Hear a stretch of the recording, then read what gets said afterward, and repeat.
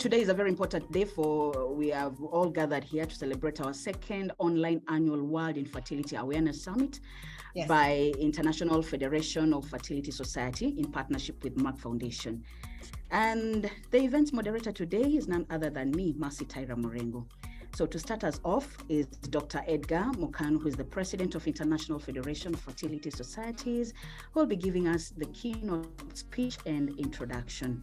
Thank you to Merck Foundation and its president, Dr. Rasha Kelej, and a pleasure also saying hello to Professor Oladapo Ashiru, the chairperson of Africa Reproductive Care Society.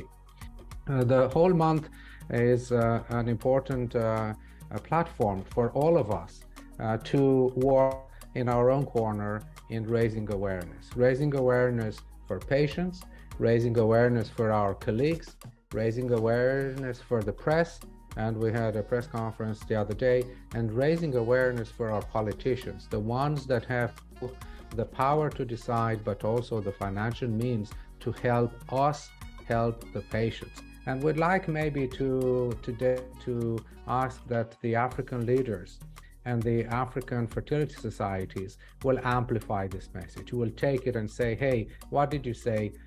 Can we use it? Can we put it in the press? Can we put it through our society? Can we discuss it with our patients? Can we bring the attention of our politicians? Because it's only then that could truly make a change together. Today we are, for the second year, marking the World Fertility Awareness Month through our second online World Infertility Awareness Summit, WIAS, in partnership with IFFS and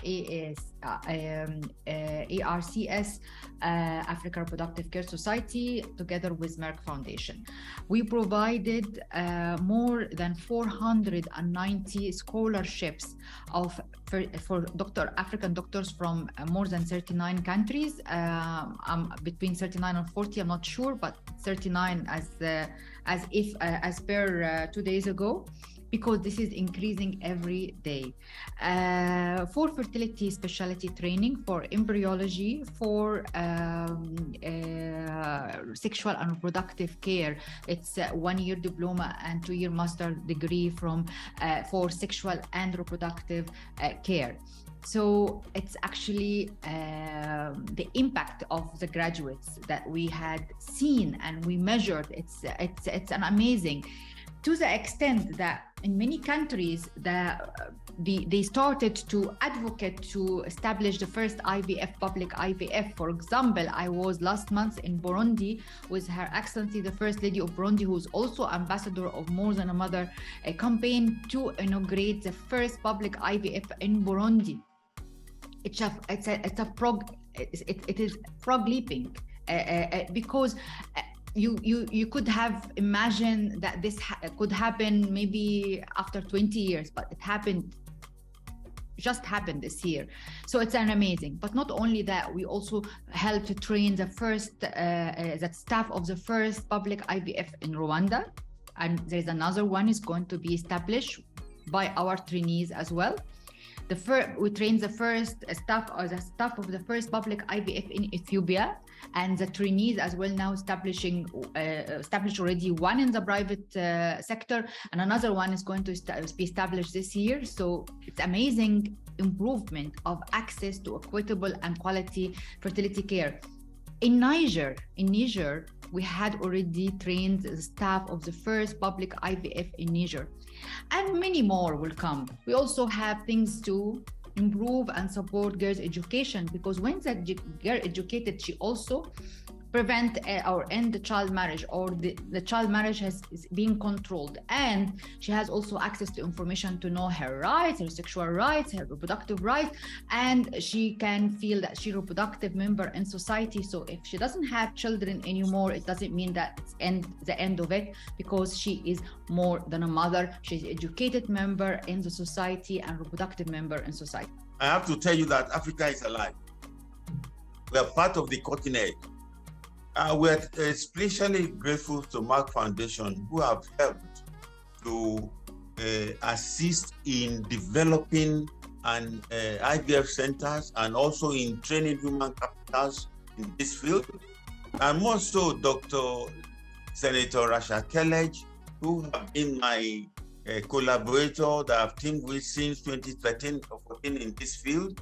She has been wonderful, and she has helped to navigate Merck Foundation into this focus for Africa, and we are truly grateful.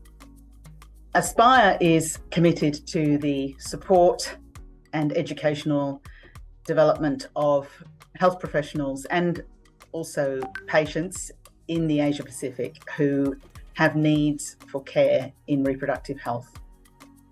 I've mentioned that we are multidisciplinary, and we have somewhere between 1,300 and 2,000 members, crossing many disciplines of clinicians, embryologists, medical technicians, registered nurses, midwives, and counsellors. I did mention that we have been running some certificate courses, usually online over a 6 to 8 week period, but we are now working on with another very able committee on a 3-year program certificate course in embryology, and we will be very proud of that. We believe it will be very important in facilitating a high standard of care throughout the Asia Pacific region. Bonjour to all. It's a pleasure to participate in this very nice meeting. Thank you, IFFS and Merck Foundation for the opportunity to share this knowledge and this everything that happens in our Latin America. It's important now. The concept is societies as Red Lara, ICMAR, IFFS, national societies, WHO, the industries, Merck Foundation. We have two ways to go. One is to work with the policymakers, for sure, to join them, to debate with them, to put pressure on them, because the problems are affordability, reproductive autonomy, and the other side, we have the ART centers and the specialists that we doctors that talk to the people, our OBGYN specialists, that they see the patient before us. So if the ART centers, we pay attention to this effectiveness, safety, quality, but all of these should be directed to empower our patients. Yes, it's about constructing these little books for children, for patients, everything, every information that arrives to the patient will be a difference. Okay. Now, l'initiative privée par les sociétés se concentrant sur les sujets sociaux pour accroître la sensibilité, la fertilité de la reproduction dans la sous-région sera présentée en anglais, mais nous parlerons en français. C'est pour ça qu'il faut une évaluation des performances de centres et qui vont permettre d'acquérir une compétence afin d'obtenir des résultats convenables. Je vais donc juste dire que l'intégration de ce contexte africain dans la région avec ces problèmes vont donc permettre de prendre en soin les personnes vulnérables. The activities we've done so far in 2018, we had a public lecture on the controversies of assisted reproductive techniques, especially to do with donor and egg, and even the general notion of somebody doing assisted reproduction was considered bad by some people because they thought everything should be left to nature or God. So we involved the medical, psychologists, the social and religious bodies, and the legal people, and had a public debate on this. Since then, we've also participated in health media training for journalists. This was done in Ghana in 2019, and then also in Dubai with the Merck Foundation program in November 2022. In order to build capacity, the Fertility Society had an annual congress in 2019 with the International Federation of Fertility Societies, broadly on the topic of management of infertility and assisted reproduction. But this drew stakeholders from all across the country, including nurses, embryologists, and gynecologists, and even general practitioners.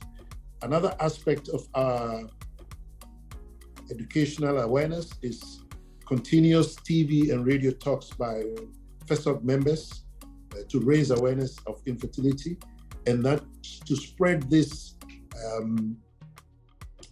message that with infertility, it is 50-50.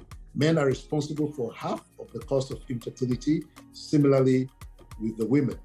And so men are coming out now more voluntarily. Sometimes a man even comes to start to initiate the process before their wife comes.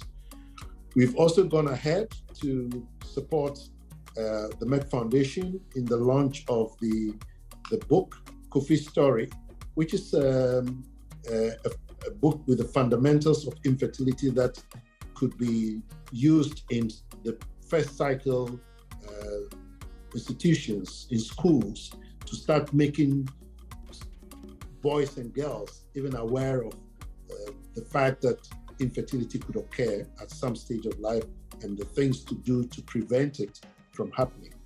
So we have questions like location, people coming in now from the Western world, from the US, from Europe, from Canada, to come into Africa because we have peculiar issues in Africa, and the risks that we face here of older patients are easier to understand with doctors from Africa. They understand that the families do not stop trying after a particular period. So the support and the understanding of that actually is bringing back a lot of Africans in the diaspora to come back home, to come and look into their fertility issues and see opportunities here that can help them progress on their journey. We created the strategic plan in 2021 with the goal of it lasting for more than a decade. It provides guidance for us on all of the different topics that FIGO takes part in. Our vision is that women of the world achieve the highest possible standards of physical, mental, reproductive, and sexual health and well-being throughout their lives. And I'm so delighted to be here with distinguished colleagues from around the globe who share a similar vision as FIGO. When FIGO developed our strategic plan, we highlighted 10 major commitments. And I want to focus on a couple that really pertain to what we're talking about today. We are here to encourage all efforts to empower women and girls and promote gender equality by maximizing our potential through education, health, and economic strategies. We also commit to ensuring sexual and reproductive health and rights by supporting provision of accessible, affordable, sustainable, and comprehensive health services. We are here to empower clinicians as leaders to promote scientific and policy dialogues in women's and girls' health and rights. We want to disseminate current evidence in the field of obstetrics and gynecology. So as you can see, all of these themes really are in keeping with reproductive care, reproductive awareness, and reproductive health. Ladies and gentlemen, we've come to an end of our summit today. For me, I'll just end up with a quote from Audrey Hepburn: "Nothing is impossible. The word itself says, I'm possible." Back to you, Venu. Thank you.